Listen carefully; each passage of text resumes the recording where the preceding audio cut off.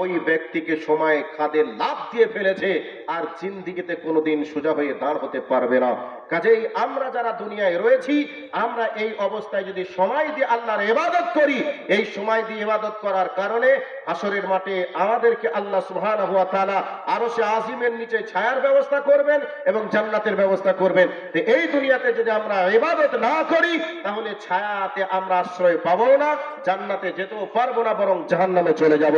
কাজে আমরা সময়কে মূল্যায়ন করার চেষ্টা করি।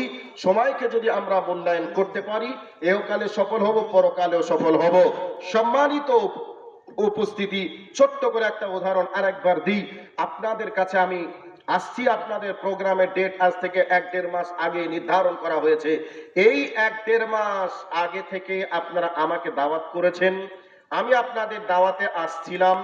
হঠাৎ করে, উদাহরণ বাস্তব নয়, হঠাৎ করে আপনাদের স্ট্যান্ডে নামবো, এই অবস্থায় দেখছি মোবাইল পকেটে ছিল 50,000 টাকা, একটা দামি মোবাইল দেখছি পকেটে নেই। মন খারাপ, চিন্তাই হলো, চোখে পানি, কান্না করতে করতে আসলাম। জিজ্ঞাসা আপনারা করলেন, কি হলো ভাই? আমি বললাম, আপনাদের মাহফিলে আসতে গিয়ে আজকে পকেট মার 50,000 রাত জায়গা টাকাও নিয়েছে, একটা মোবাইলও নিয়েছে। চোখের পানি দেখে আপনাদের মায়া হলো। মাওলানা কাঁদিয়েন না, চুপ করেন। চোরের ধর্ম চুরি করা, আপনি যদি কাঁদেন তাহলে চোর তো আর দেখবেও না, আর দিবেও না। তবে আমরা এতগুলো মানুষ আছি, আপনার মোবাইলটা কিনে দেওয়ার এবং 50,000 টাকা দেওয়ারও ব্যবস্থা করছি। তো এতগুলো মানুষ আপনারা চেষ্টা করলে দিতে পারবেন, পারবেন কি পারবেন না? ভাই আমি উদাহরণ দিলাম, আমার ঘটিনি এরকম লাগবে না, তো হ্যাঁ না বোঝার জন্য।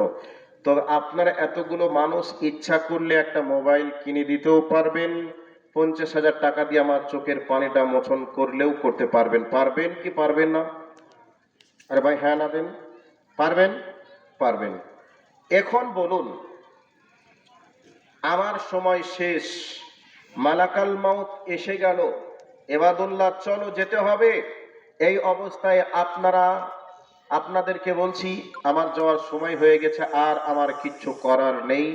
আপনারা বলছেন মাওলানা বক্তব্যটা রাখছিলেন সময়ের উপরে নির্ভর করে, খুব ভালোই বলছিলেন, আর 5 মিনিট চালান।